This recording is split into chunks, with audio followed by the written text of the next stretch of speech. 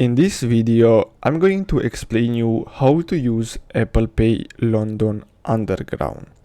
So basically, with Pay As You Go, you don't need to buy a ticket before you travel. All you need to do is touch in and out using contactless card or device or an Oyster card to pay the right fare.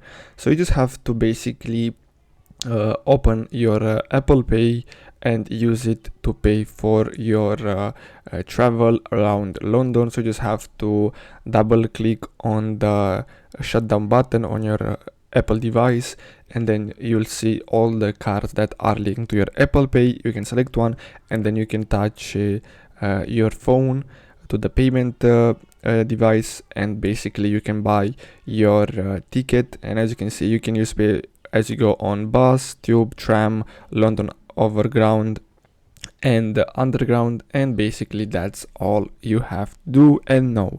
So I hope you found this video helpful. Thanks for watching, guys.